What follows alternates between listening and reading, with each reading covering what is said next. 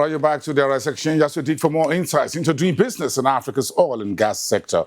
Angaye is the director in charge of strategy and new business at Century Group, and he told me why speed of execution can make a big difference in the hydrocarbon industry. Angaye also walked me through the new oil frontiers of oil and gas and oil investment and what's driving those financing in frontiers such as Angola, Gabon, and the DRC.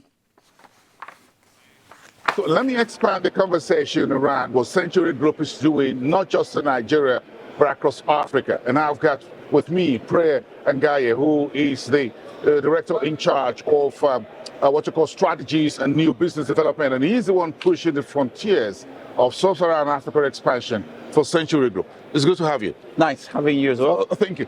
Tell me why the need to expand the frontiers beyond Nigeria as far as Century Group is concerned. What's the rationale? We've got the experience, we've got the expertise, we've been able to build partnerships, strategic partnerships financially and otherwise. And we think we're about ready to explore developments in other African countries. We believe that Africa is the continent that has the power and the ability to ensure energy security. And we just don't want to restrict ourselves to just operating in Nigeria. Hence our desire to export our expertise, our technology, our technical capabilities to ensure that other African countries are, up and about when it comes to the production of hydrocarbons. And the fact that we believe that we've got unique skills when it comes to reducing the per barrel operating cost. We want to export that. We also believe that we are capable of supporting other African countries in enhancing the oil and gas production. And then most importantly, we believe that, there should be the possibility of monetizing these assets. So in terms of revenue generation. So we just think that we've got what it takes to ensure that, other African countries are doing what they should do in terms of oil production.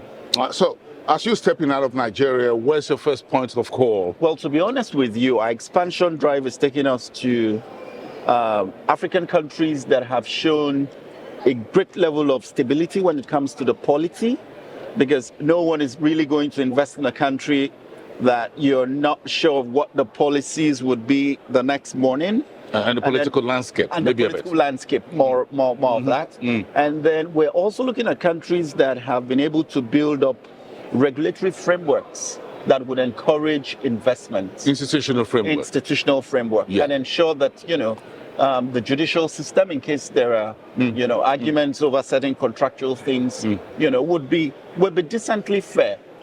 So for us, those are the countries that we're looking at. We're quite happy with operations in Gabon, the new hydrocarbon code 2019.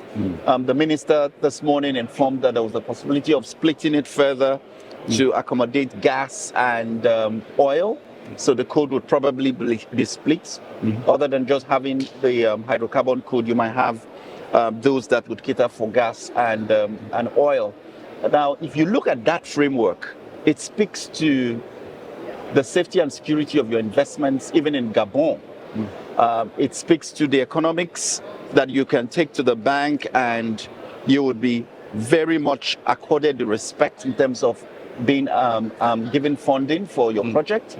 The tax legislation is reasonable. It has provision for ESG goals. It also speaks to sustainability, which I think is amazing. And then provisions for local content, capacity building. And then when you think of a government that is really focused in terms of they know what they intend to achieve, I mean, as an investor, you're not really scared doing business in such an environment. So to be honest with you, this is like a template for us to invest in other African countries. So we have seen that Gabon is a good starting point. We have intentions to go to Côte d'Ivoire. We have intentions to be in Angola. We have intentions to be in the Republic of Congo. We have plans to be in Equatorial Guinea. So these are some of the countries we're looking at, and we have started speaking with the concerned stakeholders and parties, and we're quite hopeful.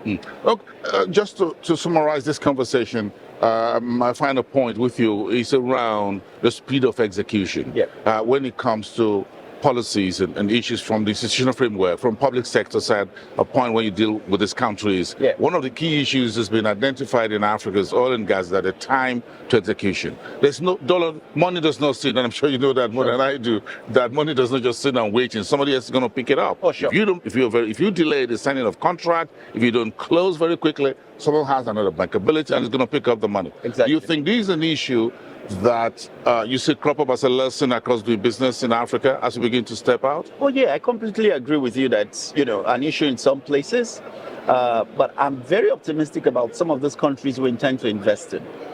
The presentations that have been made today, they are all speaking to early execution. They are saying that be assured that there are no delays.